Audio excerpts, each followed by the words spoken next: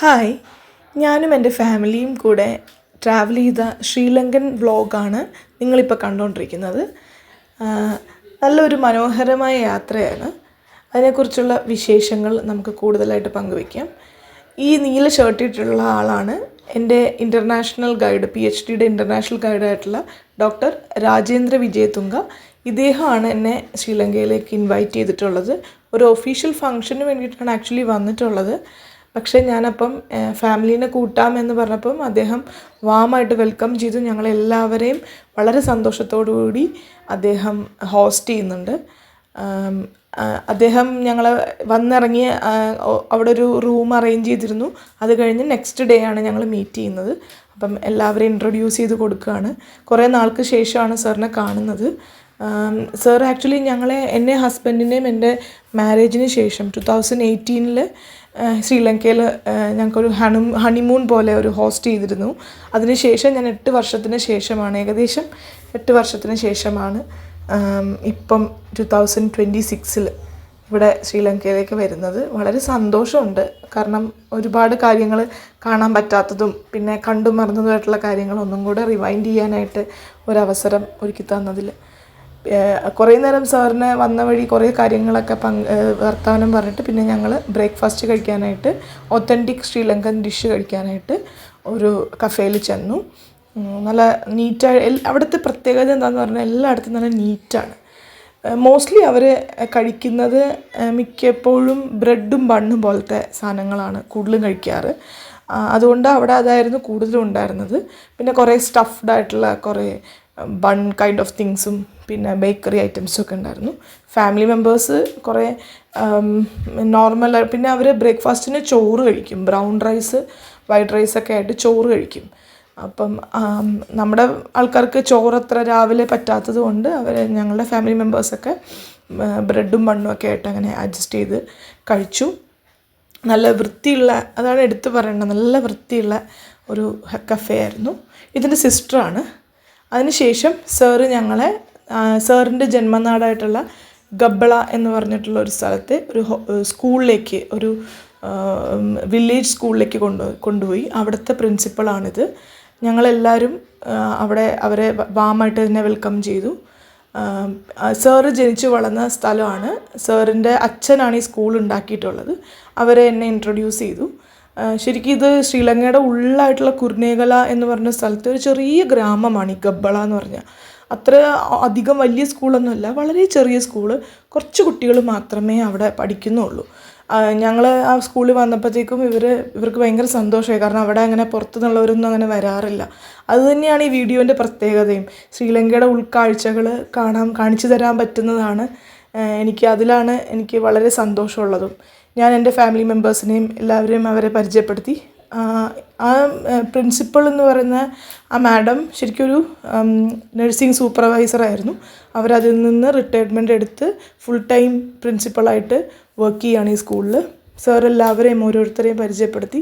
സാറിൻ്റെ കുറച്ച് സ്റ്റാഫുകളും ഉണ്ടായിരുന്നു കൂടെ. അവരെയും സാറ് പരിചയപ്പെടുത്തി.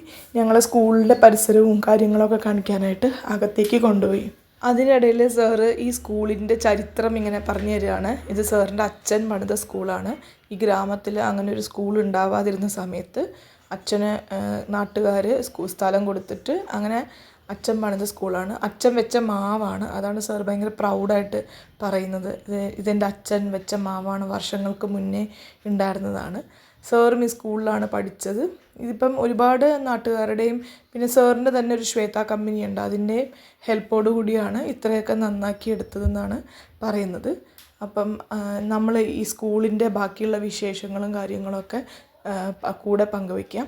സാർ ഇങ്ങനെ പറഞ്ഞുകൊണ്ടിരിക്കുക. സാറിൻ്റെ ഹിസ്റ്ററി മുഴുവൻ, പണ്ട് രാജാക്കന്മാർ യുദ്ധം നടത്തിയ കഥ മുതൽ ഇങ്ങനെ പറഞ്ഞുകൊണ്ടിരിക്കുകയാണ്. സാർ ഭയങ്കര പ്രൗഡായിട്ട് തോന്നി. ഇതിങ്ങനെ ഓരോ കാര്യങ്ങളിങ്ങനെ വിവരിക്കുമ്പോൾ ഓരോ കാര്യങ്ങളും നമുക്ക് വ്യക്തമായിട്ട് പറഞ്ഞു തന്നു. ഞാൻ കുറേയൊക്കെ മറന്നുപോയി. കുറേ കഥകളായിരുന്നു അതെല്ലാം.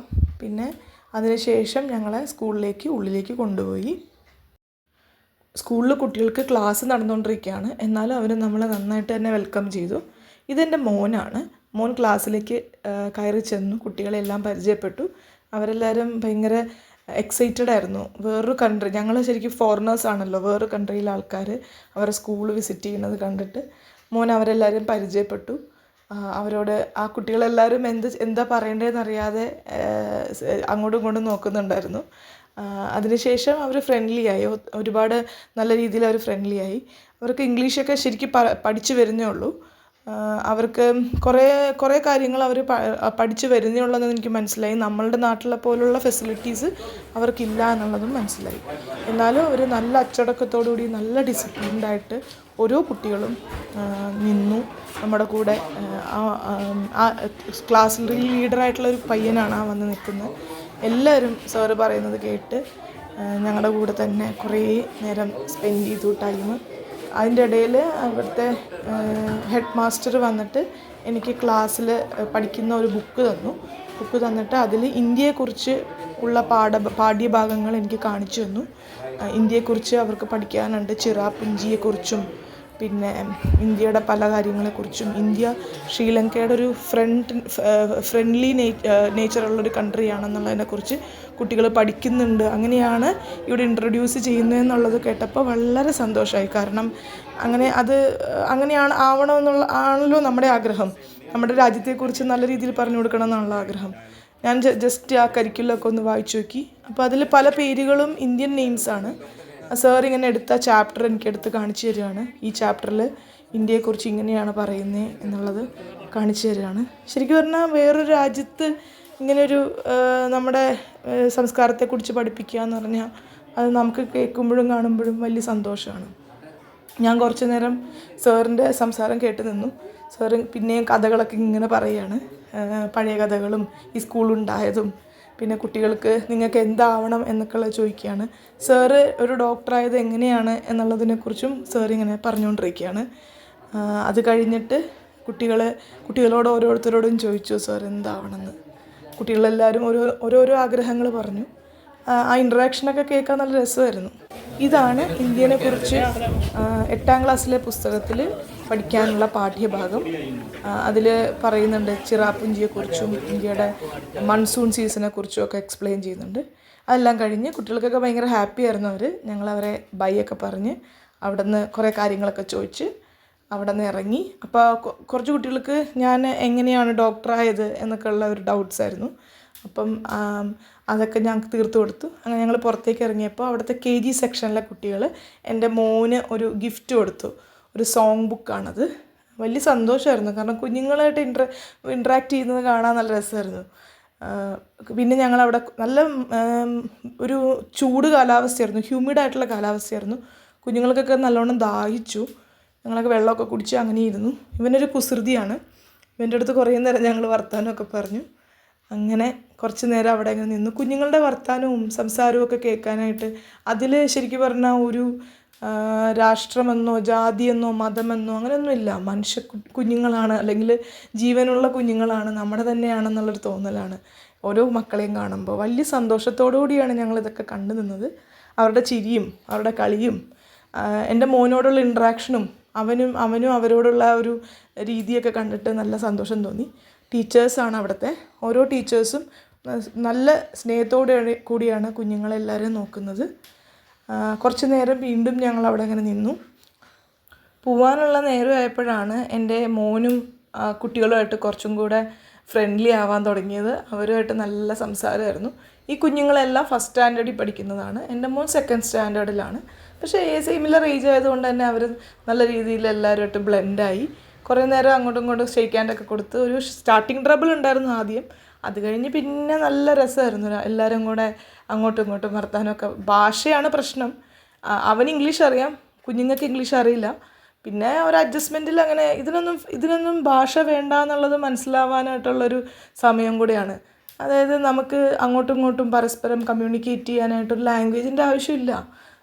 എക്സ്പ്രഷൻസും സ്നേഹവും ഒക്കെ ഉണ്ടായാൽ മാത്രം മതി എന്ന് ഇതിലൂടെ മനസ്സിലാവും നമുക്ക്.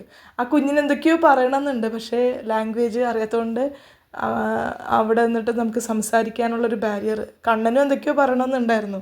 കണ്ണൻ പറയുന്നതൊന്നും അവർക്ക് മനസ്സിലാവുന്നില്ലായിരുന്നു. എന്തായാലും നല്ലൊരു അന്തരീക്ഷവും നല്ലൊരു എക്സ്പീരിയൻസും ആയിരുന്നു അത്. അതിനുശേഷം ഈ സ്കൂളിന് എന്തെങ്കിലും ആവശ്യമുണ്ടോ എന്ന് ചോദിക്കണം എന്ന് എനിക്കും എൻ്റെ ഹസ്ബൻഡും തോന്നി. അങ്ങനെ ഞങ്ങൾ അവരോട് ചോദിച്ചു എന്തെങ്കിലും ആവശ്യമുണ്ടോ എന്ന്. അവർക്ക് ഒരുപാട് ആവശ്യങ്ങളുണ്ട്. അതിൽ ഞങ്ങളാൽ കഴിയുന്ന ചെറിയ ആവശ്യങ്ങൾ ഞങ്ങൾ നിറവേറ്റി കൊടുക്കാമെന്ന് ഞങ്ങൾ പ്രോമിസ് ചെയ്തു. അതിലൊന്നാണ് അവർക്ക് ഒരു ഫോട്ടോ കോപ്പി മെഷീൻ ഇല്ല എന്നുള്ളത്. അപ്പം അത് ഞങ്ങളുടെ രീതിയിൽ ചെയ്തു കൊടുക്കാമെന്ന് സാറിന് ഞങ്ങൾ പ്രോമിസ് ചെയ്തു. പിന്നെ ഞാൻ അവരോട് സജസ്റ്റ് ചെയ്തു, ഫോട്ടോ കോപ്പി മെഷീനേക്കാളും കൂടുതൽ കുഞ്ഞുങ്ങൾക്ക് ആവശ്യം ഒരു കമ്പ്യൂട്ടറാണ്. അത് ഭാവിയിലേക്ക് കിട്ടാനായിട്ടുള്ള എല്ലാ രീതിയിലും ഉണ്ടാവട്ടെ എന്ന് ഞാനും പറഞ്ഞു അവരോട്. അതിനുശേഷം കുഞ്ഞുങ്ങളുടെ വർക്ക് എക്സ്പീരിയൻസ് ആണ് ഇവിടെ നടക്കുന്നത്. ഈ കുട്ടികൾക്കെല്ലാം ഒരു പീരീഡ് ഇതുപോലെ മണ്ണിനെ അറിയാനും ചെടികളെ ശുശ്രൂഷിക്കാനും ഓരോ രീതിയിലുള്ള വർക്ക് എക്സ്പീരിയൻസസ് കൊടുക്കും. അപ്പോൾ അതൊക്കെ ഞാൻ അവരുടെ പെർമിഷനോട് കൂടി തന്നെ വീഡിയോയിലാക്കി. അവർ ചെടി നടുകയാണ്, ഓരോ മണ്ണിങ്ങനെ ഇളക്കിയെടുക്കുന്നതും. അതൊക്കെ ശരിക്കും പറഞ്ഞാൽ ഇതൊക്കെ ജീവിത പാഠങ്ങളും കൂടെയാണ്. നമ്മൾ മണ്ണിനെ അറിയുക, നമ്മൾ നിൽക്കുന്ന കാര്യങ്ങൾ അറിയുക എന്നുള്ളത് വലിയ ഇമ്പോർട്ടൻ്റ് ആണ്. അതിനുശേഷം അവരുമായിട്ട് കുറേയും കൂടി ഇൻട്രാക്ട് ചെയ്തു. എല്ലാ കുഞ്ഞുങ്ങളെയും അടുത്തറിയാനായിട്ട് ശ്രമിക്കാൻ എനിക്കൊരു അവസരം ഉണ്ടായി. പെട്ടെന്നൊരു സർപ്രൈസ് പോലെ കുട്ടികൾ അവരുടെ സ്കൂൾ ഗീതം പാടാൻ തുടങ്ങി. അത് നമുക്കൊന്ന് കേട്ട് നോക്കാം.